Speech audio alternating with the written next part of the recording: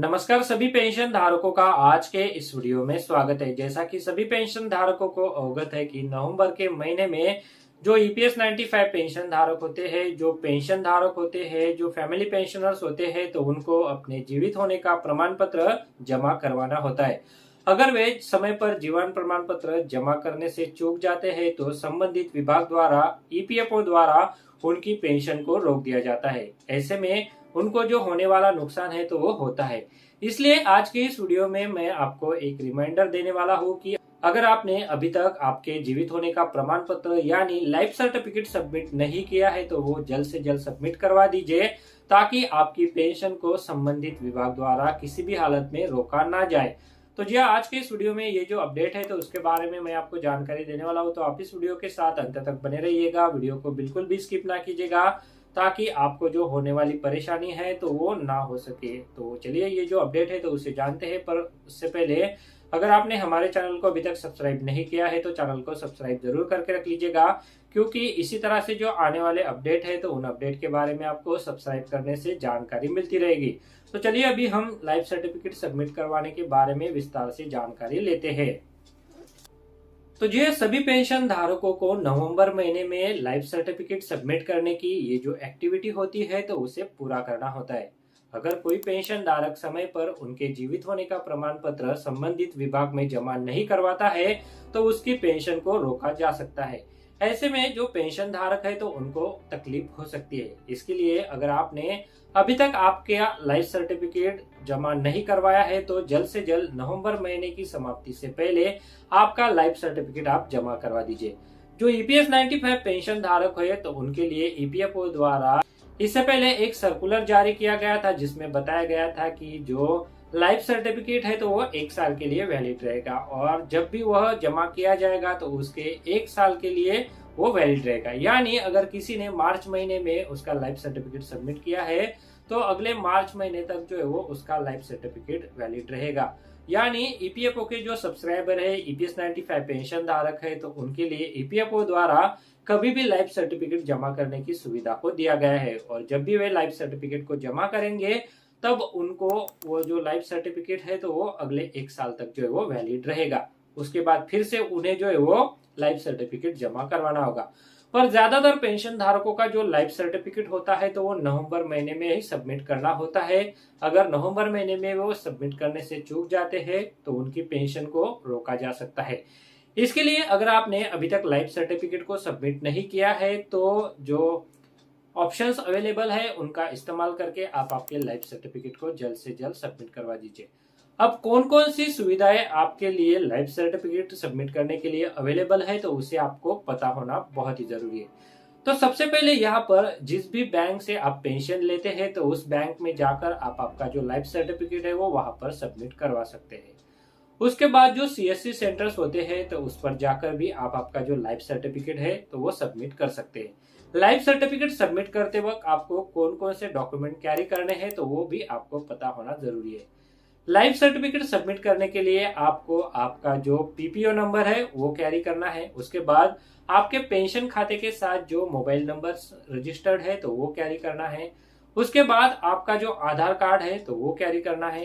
तो ये सारी जो बेसिक डिटेल्स है तो वो आपके पास होनी चाहिए, तभी आप जो है वो आसानी से बैंक में जाकर सीएससी सेंटर में जाकर आपके जीवन प्रमाण पत्र को जमा कर सकते हैं। अब कुछ डिजिटल तरीके भी हैं जिनका इस्तेमाल करके आप आपका लाइफ सर्टिफिकेट जो है वो सबमिट कर सकते हैं, जिसके लिए आपको कहीं पर भी जाने की जरूरत नहीं है। आपके घर से ही आप आपको लाइफ सर्टिफिकेट सबमिट कर सकते हैं। इसके लिए जीवन प्रमाण पत्र की एक वेबसाइट है तो उस पर जाकर आप आपका लाइफ सर्टिफिकेट जो है वो सबमिट कर सकते हैं। उस पर आधार के सहारे वेरिफिकेशन हो जाता है और आपके पास एक बायोमेट्रिक डिवाइस भी होना चाहिए। जीवन प्रमाण पत्र की जो वेबसाइट है तो उस पर जो अथोराइज बायोमेट्रिक डिवाइसेस है तो उसका लिस्ट दिया हुआ है, तो वो रेफर करके आप जो डिवाइसेस है तो उन्हें परचेस कर सकते हैं। उसके बाद उमंग ऐप से भी आप आसानी से घर बैठे आपके जीवन प्रमाण पत्र को जमा करवा सकते हैं। इसके लिए आपको कहीं पर भी जाने की जरूरत नहीं है। उसके बाद पोस्ट ऑफिस एक सर्विस चला रहा है जिसका यूज करके आप आपका जीवन प्रमाण पत्र घर पर से जमा कर सकते हैं। आपको पोस्ट ऑफिस द्वारा जो वेबसाइट दी गई है तो उस पर जाना है, आपकी अपॉइंटमेंट बुक करनी है और आपकी अपॉइंटमेंट बुक करने के बाद आपके घर पर पोस्टमैन आएगा और वो आपका लाइफ सर्टिफिकेट जो है वो सबमिट करेगा। हालांकि इसके लिए पोस्ट ऑफिस द्वारा 70 रुपए का चार्ज किया जाता है, जो आपको आपका लाइफ सर्टिफिकेट सबमिट करने के बाद जो पोस्टमैन आपके घर आएगा तो उनको पे करना होगा। तो ये जो कुछ तरीके हैं तो इसका इस्तेमाल करके आप जो है वो आपका जीवन प्रमाण पत्र जो है वो सबमिट कर सकते हैं। साथ ही ईपीएफओ कार्यालय में जाकर भी आप आपका जो लाइफ सर्टिफिकेट है वो सबमिट कर सकते हैं। पर जो वृद्ध पेंशन धारक है तो उनके लिए जो डिजिटल तरीके है तो वो काफी आसान है, क्योंकि उनको कहीं पर भी जाने की जरूरत नहीं है। वो आसानी से अपने घर से ही अपने जीवन प्रमाण पत्र को जमा कर सकते हैं। पर इसके लिए डिजिटल सुविधाओं का इस्तेमाल कैसे करना है तो वो भी आपको पता होना चाहिए। अगर आपको पता नहीं है तो आप मुझे वीडियो के नीचे कमेंट कीजिए, मैं आपके लिए स्टेप बाय स्टेप जीवन प्रमाण की जो वेबसाइट है तो उस पर हम किस तरह से जीवन प्रमाण पत्र जमा करवा सकते हैं, उमंग ऐप पर किस तरह से घर बैठे जीवन प्रमाण पत्र को जमा कर सकते हैं, तो उसके बारे में डिटेल जानकारी बता दूंगा, जिसका यूज करके आप आपके घर से ही जीवन प्रमाण पत्र को डिजिटल तरीके से आसानी से जमा करवा सकेंगे। तो ये जीवन प्रमाण पत्र जमा करना आपके लिए बहुत ही अनिवार्य है। अगर आप इसे समय पर जमा नहीं करेंगे तो आपकी पेंशन को ईपीएफओ द्वारा संबंधित विभाग द्वारा रोकी जाएगी। तो इसके लिए अगर आपने अभी तक आपके जीवन प्रमाण पत्र को जमा नहीं किया है तो जल्द से जल्द अपने जीवन प्रमाण पत्र को जमा कीजिए और सुरक्षित हो जाइए। तो जी हाँ, आज के इस वीडियो में इसी के बारे में मुझे आपको जानकारी देनी थी। वीडियो में दी गई जानकारी अच्छी लगी है तो वीडियो को लाइक जरूर करते चलिएगा और इस वीडियो को आप ज्यादा से ज्यादा पेंशन धारकों के साथ साझा कीजिए, शेयर कीजिए, ताकि अगर उन्होंने भी उनके जीवन प्रमाण पत्रों को अभी तक जमा नहीं किया है तो वो समय रहते हुए अपने जीवन प्रमाण पत्रों को जमा कर सके और वो भी सुरक्षित हो सके। तो चलिए, आज की इस वीडियो में इसी अपडेट के बारे में मुझे आपको जानकारी देनी थी।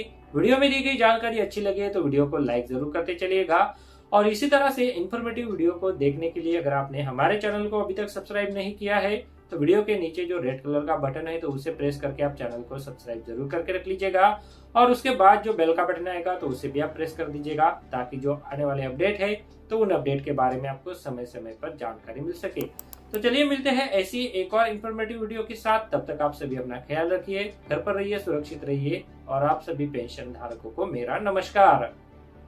पहले अगर आप शेयर मार्केट में इन्वेस्ट करना चाहते हैं तो इसके लिए आपको एक ट्रेडिंग अकाउंट की जरूरत पड़ती है। ट्रेडिंग अकाउंट ओपन करने के लिए वीडियो के डिस्क्रिप्शन में मैंने आपके लिए एक लिंक देके रखा है।